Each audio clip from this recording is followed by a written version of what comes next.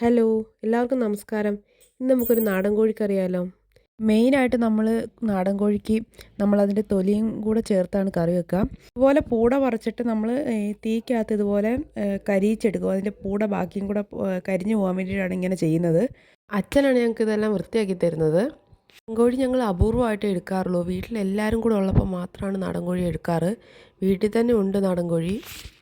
ഈ വൃത്തിയാക്കി ചിക്കൻ ഞാനും ഏട്ടനും കൂടെയാണ് ഉണ്ടാക്കുന്നത്. അമ്മ ഇല്ലായിരുന്നു. അമ്മ ഉണ്ടെങ്കിൽ അടിപൊളിയായിട്ട് ഇതിനെക്കാട്ടി സൂപ്പറായിട്ട് അമ്മ ഉണ്ടാക്കി തന്നേനെ.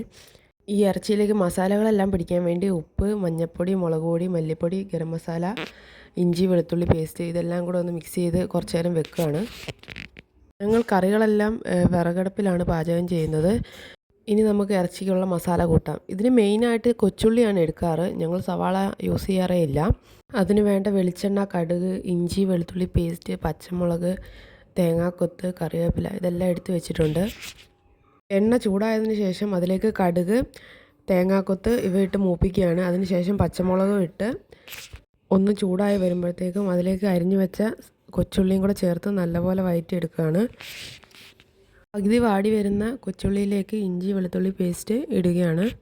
ആവശ്യത്തിനുള്ള ഉപ്പും ചേർക്കുകയാണ്. നമ്മൾ ഇറച്ചിക്കകത്ത് ഉപ്പ് ഇച്ചിരി ചേർത്തായിരുന്നു.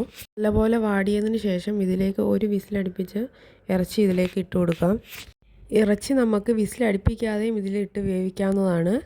വീഡിയോ നിങ്ങൾക്ക് ഇഷ്ടപ്പെടുകയാണെങ്കിൽ ലൈക്ക് ചെയ്യാനും സബ്സ്ക്രൈബ് ചെയ്യാനും മറക്കല്ലേ. ഇവിടെ നാടൻ കോഴി പൊതുവെ എല്ലാവർക്കും ഇഷ്ടമാണ്. ഇറച്ചി ഇട്ടതിന് ശേഷം ഇതിന് വേണ്ട പൊടികളെല്ലാം ഒന്ന് ചൂടാക്കിയതിന് ശേഷമാണ് ഇതിലേക്ക് ഇടുന്നത്. പൊടി ചൂടാക്കിയതിൽ ഞങ്ങൾ കുരുമുളക് പൊടിയും മസാലപ്പൊടിയും ഇട്ടിട്ടില്ല. അത് ലാസ്റ്റ് ഇറച്ചി വേവാറാകുമ്പോഴാണ് ഇടുന്നത്. ഇതിൽ നമുക്ക് ഉള്ളി വാടുമ്പോൾ തന്നെ നമുക്ക് കുറച്ച് കറിവേപ്പിലയും കൂടി ഇടാവുന്നതാണ്.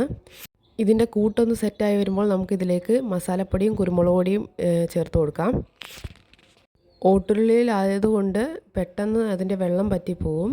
അതുകൊണ്ട് നമുക്ക് വെള്ളം ആവശ്യമുണ്ടെങ്കിൽ നമുക്ക് തിളപ്പിച്ച് ഒഴിക്കാവുന്നതാണ്. ഓട്ടുരുളിയിൽ ഉണ്ടാക്കുമ്പോൾ പ്രത്യേക ടേസ്റ്റാണ്. ഏകദേശം നമ്മുടെ നാടൻ കോഴിക്കറി ഇവിടെ റെഡി ആയിട്ടുണ്ട്. എല്ലാവർക്കും ഇഷ്ടപ്പെടുകയാണെങ്കിൽ ട്രൈ ചെയ്ത് നോക്കണേ. അവസാനം നമുക്ക് ഒരിച്ചിരി കറിവേപ്പിലയും കൂടെ ഇട്ട് കൊടുക്കാം. ഞങ്ങളിവിടെ ഇറച്ചി വേവിക്കുന്ന ദിവസങ്ങളിലെല്ലാം ഇവിടെ ചീനിയും വേവിക്കാറുണ്ട്. ചീനി എന്ന് പറഞ്ഞാൽ കപ്പയാണ്.